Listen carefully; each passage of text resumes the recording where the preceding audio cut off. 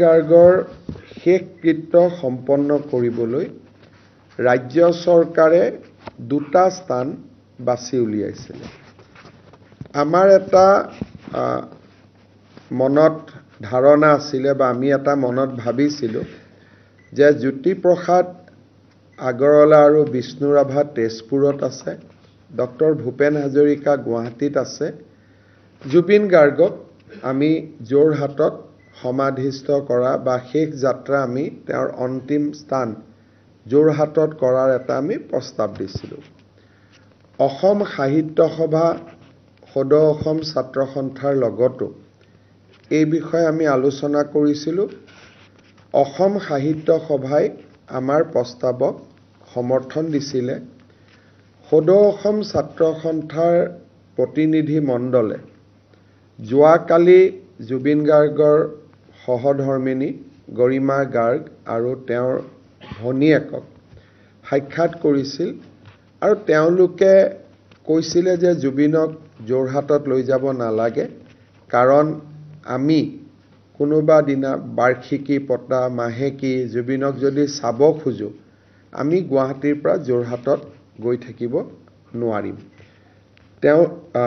তেওঁলোকে আৰু কৈছিলে যে জুবিনৰ দেউতাকৰ বয়স 80+ আৰু বিভিন্ন ধৰণে ৰোগত আক্ৰান্ত হৈ আছে। যোৰহাটলৈকে তেখেতক অন্ত্যেষ্টিক্ৰিয়াৰ যিটো অনুষ্ঠান হ'ব তালৈকে লৈ যাবৰ বাবে স্বাস্থ্যই অনুমতি নিদিব। এই বিষয়ে সদৌ অসম ছাত্ৰ সন্থাই ৰাজহুৱাভাৱেও প্ৰকাশ কৰে। তথাপিতো যোৱাকালিও আমাৰ মন্ত্ৰী ৰণোজ পেগু ডাঙৰীয়া আৰু বিমল বৰা ডাঙৰীয়া এই বিষয়ে আলোচনা কৰিবলৈ জুবিন গাৰ্গৰ পৰিয়ালৰ ওচৰত গৈছিলে আৰু তেওঁলোকে তেওঁলোকৰ ব্যক্তিগত অসুবিধাৰ কথা আমাক জনাইছিলে আৰু ৰাজ্য চৰকাৰক তেওঁলোকে গুৱাহাটীৰ আশে-পাশে এটা স্থানত জুবিনৰ অন্তিম যাত্ৰা বা অন্তিম সংস্কাৰ কৰিবলৈ আহ্বান জনাইছিলে। আজি আমি ৰাতিপুৱা মই দিল্লীৰ পৰা আহোঁ, পোনে আমি যোৰাবাটলৈকে যাওঁ। যোৰাবাটৰ পাহাৰখন পাৰ হোৱাৰ লগে লগে দিচাং ৰিজৰ্ট বুলি এখন ৰিজৰ্ট আছে। নেশ্যনেল হাইৱেৰ ফাৰ্ষ্ট ব্লক অৰ্থাৎ হাইৱেটোৰ গাতে লাগি থকা অসম চৰকাৰৰ চৰকাৰী মাটি তাতে 10 বিঘা আমি পাওঁ আৰু মাটিডোখৰত স্থানীয় ৰাইজে এখন আমাৰ নাৰ্চাৰী, সৰুকৈ এটা জেগাত তেওঁলোকে শ্মশান এখনো পাতি থৈছিলে আৰু নাৰ্চাৰীও পাতি থৈ দিছিলে আৰু মেক্সিমাম জেগা খালী আছিলে।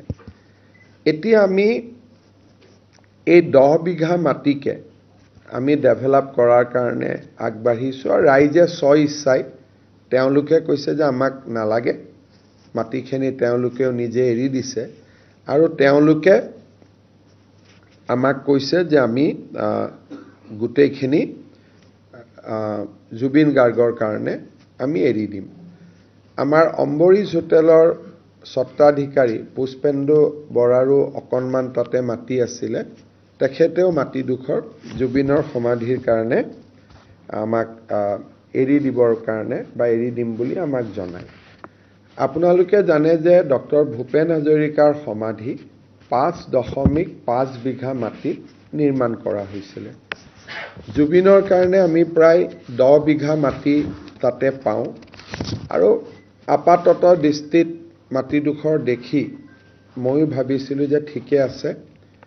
ইতিমধ্যে যোৰহাটৰ পৰাও যথেষ্ট দাবী আহি আছিলে যে যোৰহাটত নিব লাগে। সেই আজি পুনৰ এবাৰ মন্ত্ৰী ৰণোজ পেগু, মন্ত্ৰী কেশৱ মহন্ত আৰু মন্ত্ৰী বিমল বৰাই জুবিন গাৰ্গৰ পৰিয়ালক সাক্ষাৎ কৰে।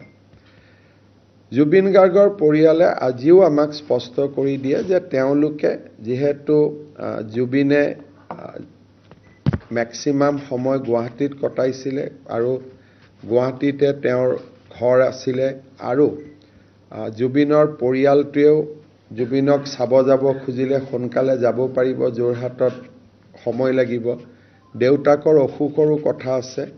এই গোটেইখিনি কথা কৈ তেওঁলোকে অসম চৰকাৰক এই যোৰাবাটৰ কাষৰ দিচাং ৰেজৰ্টৰ মাটিখিনিতে জুবিনক সমাধিস্থ কৰিবলৈ অনুৰোধ জনায়। বহু ৰাইজে বিভিন্ন পৰামৰ্শৰে চৰকাৰক অনুৰোধ কৰি আছে। কিন্তু এটা কথা আমি সবেই বুজি পাব লাগিব যে জুবিন গাৰ্গ চৰকাৰী ব্যক্তি নহয়। জুবিন গাৰ্গ চৰকাৰৰ মন্ত্ৰীও নহয়, চৰকাৰৰ বিষয়াও নহয়।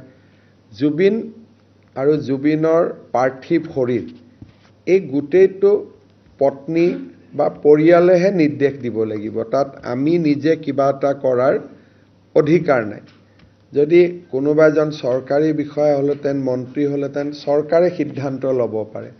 কিন্তু জুবিন যিহেতু চৰকাৰী বিষয়া, চৰকাৰী কোনো মন্ত্ৰী নহয়, পৰামৰ্শ চৰকাৰে দিব পাৰিব, কিন্তু সিদ্ধান্ত পৰিয়ালে ল'ব লাগিব। কাৰণ জুবিনৰ পাৰ্থিৱ শৰীৰৰ ওপৰত চৰকাৰৰ কোনো এখতিয়াৰ নাই। সেইবাবে যোৱা কালিৰ পৰা সকলোৱে আমাকো পৰামৰ্শ দিছিলে যে পত্নী আৰু পৰিয়ালৰ কথা মতেই আমি চলিব লাগে, নিজাকৈ আমি বিশেষ সিদ্ধান্ত ল'ব নালাগে। সেইবাবে আমিও কেবিনেটত আজি সিদ্ধান্ত লৈছোঁ যে আমি জুবিনৰ শেষকৃত্য আমি যিটো কমাৰকুছি NC ভিলেজ বুলি কয়, দিচাং ৰিজৰ্টৰ ওচৰত, সোণাপুৰ বুলি ক'লে বহুত দূৰ বুজায়, সোণাপুৰ যাব নালাগে, একজেক্টলি খানাপাৰাৰ পৰা 7 বা 8 কিলোমিটাৰ, তাতকৈ কমে হ'ব।